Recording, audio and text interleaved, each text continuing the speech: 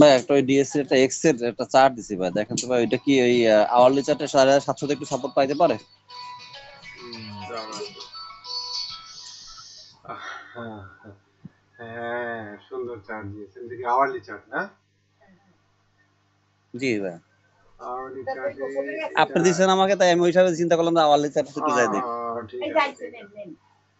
4,688 এখানে দেখাচ্ছে নাকি? জি জি জি। সুন্দর সুন্দর সুন্দর, আল্লাহ ভরসা, দেখা যাক। হ্যাঁ, না ভালো।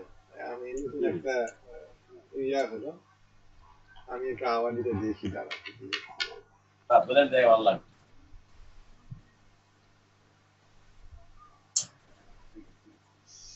ভলিউমটাকে সরাই দিই।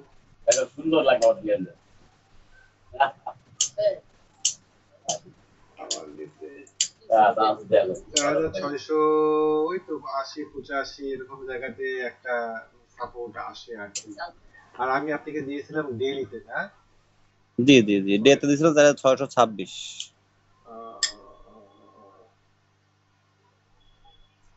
দাঁড়া, খুঁজে পাবো নি আবার। আমাকে দিছে না, আমার মধ্যেই পাবেন।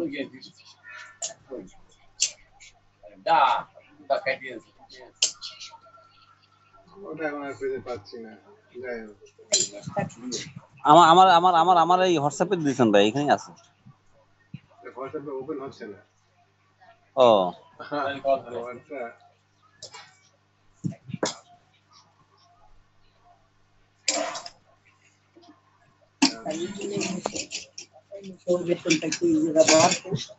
অফিসে আছে? অফিস চলে গিয়েছেন না? না ভাই, আমি ওই ঠিক মতো যাচ্ছি না, মানে সকালে যাই দেরি করে যাচ্ছি, আমার ছাড়তেছে না, তাই জন্য যাচ্ছি দেরি করে। যাবো ওই 10টার দিকে যাবো। বেশ কয়েকটা শেয়ার দিয়েছেন, সেগুলো তো বের করতে পারছি না। জি ভাই, আমি দিচ্ছি আমি লিখছি ভাই, সেগুলোই লিখছি ভাই। আমি বলি বিডি থাই ফুড, সুন্দর pattern. BD Thai food, okay. BD Thai food, BD Thai food তরকারি এলাকা হবে 35 না দিলেন। বিডি থাই ফুড তো খারাপ না, ওই খারাপ মার্কেট তো পরে। হ্যাঁ জি, কিন্তু টার্গেট, দুইটা টার্গেট নিকটবর্তী, কাছাকাছি কাছাকাছি টার্গেট। 15 টাকা 30 পয়সা হচ্ছে ধরেন, ম্যাক্সিমাম 15 টাকা থেকে 15 টাকা 30 পয়সা। হ্যাঁ, জি ভাই, হ্যাঁ।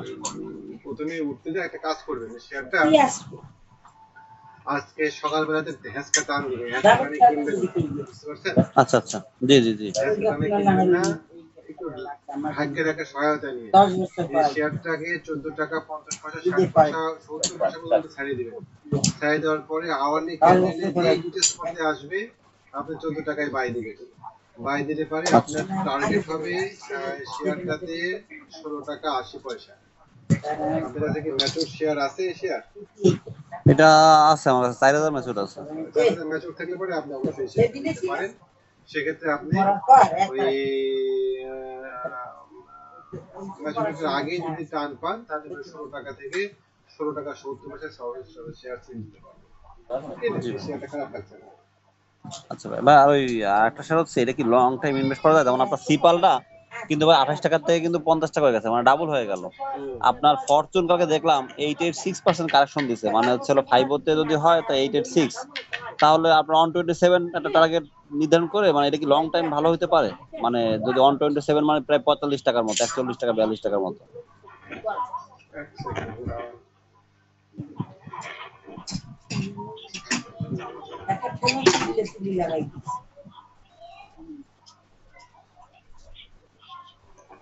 ফরচুন ফরচুন ফরচুন ফরচুন তো একেবারে করতে করতে দাম খারাপ, আর করতেও পারছে না।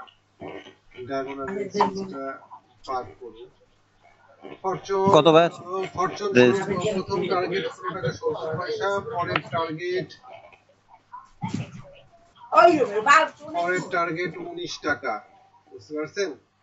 বা তারপরের টার্গেট 22 টাকা, টার্গেট গুলো এরকম। জি ভাই। তো এখন আমার মনে হয় বুঝছেন, আমি মনে করি যে শেয়ার কেনার ক্ষেত্রে শেয়ার কেনা উচিত এখন। আর এখন কেনা উচিত, হ্যাঁ জি ভাই, এখন কেনা আর উচিত। আর কত আর কত জি জি জি ভয় করে থাকবো ভাই, দেখেন এই যে দেখেন ভাই, ওই যে আপনার হচ্ছে এই যে পড়লো, এর মধ্যে কিন্তু ভাই নাইকা 4 টাকা গ্যাপ দিয়ে ফেলাইছে, মানে 17 টাকা থেকে 21 টাকা। আজকে একটা হল দেবে মানে কত, তাহলে কত হলো, 23 টাকা, তার মানে আপনার প্রায় 6 টাকা গ্যাপ। এখন তো বেশি ব্যবসা দিচ্ছে ও, ভাই। আর ফুয়াং ফুডটা আমি গতকালকে তো নিয়ে ফেললাম ভাই। গোল্ডেন সানের ক্ষেত্রে ফরচুনের ক্ষেত্রে খেয়াল রাখবেন 15 টাকা 50 পয়সা পার করলে পারে সে দৌড় দিবে এবং দৌড় দিয়ে ঠিক হচ্ছে। তো মোটামুটি এখানে 3-4 টাকার একটা গ্যাপ পাওয়া যাবে, সেটা দিকে খেয়াল রাখবেন। জি ভাই। জি ভাই, এগুলো আমি ওই আগে আমি ওর আবার একটু বটমে বাছাই করতে পারি ভালো। ভাই ফুয়াং ফুডটা একটু দেখেন ভাই, স্ট্রং ফুড, আমি কালকে কিনে ফেলাইছি উপরে। অসুবিধা নেই, ঠিক আছে। স্ট্রং ফুডের ক্ষেত্রে ওই একটা গ্যাপ পূরণ করতে নিচে নামতে পারে মেবি 13 টাকা 60 পয়সা 13 টাকা 60 পয়সা। আর 14 টাকা 60 পয়সাতে রেজিস্ট্যান্স, 14 টাকা 60 পয়সা পার করলে শেয়ারটা এক টানে চলে যাবে হচ্ছে 16 টাকা থেকে 16 টাকা 50 পয়সা, এবং আপনি শেয়ারটা থেকে সম্পূর্ণ শেয়ার সেল করে দিন 17 টাকা 50 পয়সা। বলে আচ্ছা রাখবেন। আচ্ছা। জি ভাই। তো জি আমাকে ভাই। জানাইছিলেন যে শেয়ারটা একটু করতে পারে, ঘোরানোর কারণে ক্যাশ থাকে রাখেন, আচ্ছা আচ্ছা আচ্ছা। ওরা আবার আবার জি ভাই। শেয়ারটা ভালো, পছন্দের শেয়ার। ফল ভাই আর ফুড হচ্ছে আদি ওই ফুড। আইবিপি ভাই, আপনার সেই আইবিপি অনেকদিন পরে চোখে বললো।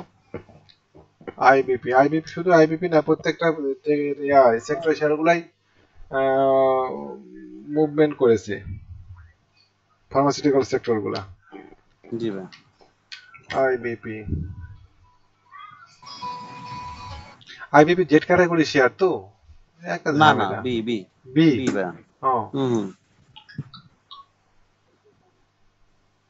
আইবিপি টার্গেট সব। ছোট, ওটা স্লো আবার না না, দুর্বল। আমরা এখন টার্গেট কি করবো জানেন, আমি আপনাকে বলি শোনেন, আমরা শর্ট এখন টার্গেট। যে ব্যারিশ মুভমেন্টটা হলো, সেই ব্যারিশ হ্যাঁ। মুভমেন্টে 50 থেকে 60% আমরা টার্গেট করবো সব কটা ও শেয়ারেরই, কম বুঝছি বেশি। বুঝছি বুঝতে বুঝছি পারছেন তো? বুঝছি বুঝছি বুঝছি, ঠিক আছে ভাই, আর কিছু লাগবে না, বোঝা হয়ে গেছে ভাই। আবার আর একটা শেয়ার হচ্ছে লাস্ট এসপিসিএল, সেকেন্ড র্যালি তো হওয়া উচিত ছিল, এটা তো টানের শেয়ার। এসপিসিএল ভাবে মার দিল কেন ঠাস করে?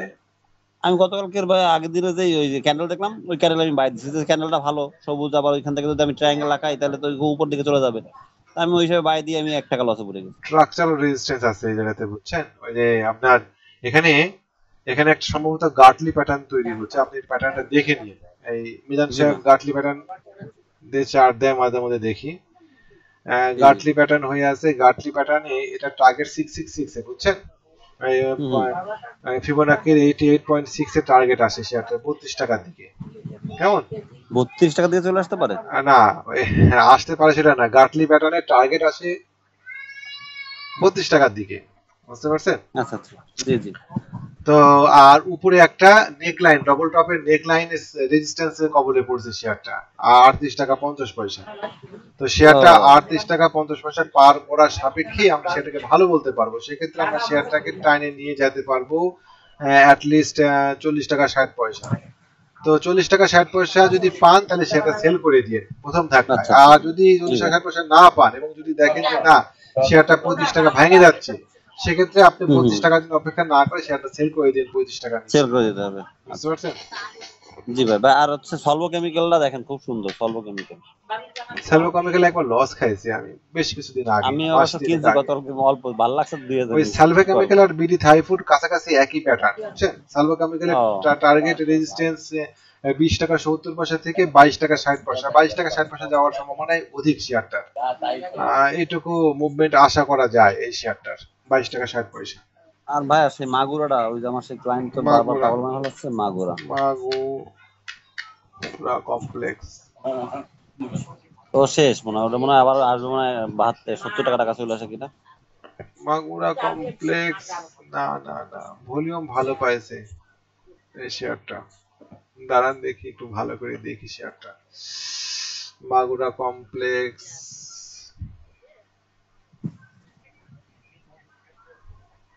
পড়ার গতি কম, মোমেন্টাম কম, ভলিউম নিয়ে পড়ছে, এই শেয়ারটা নিয়ে ঘাবড়ায় না।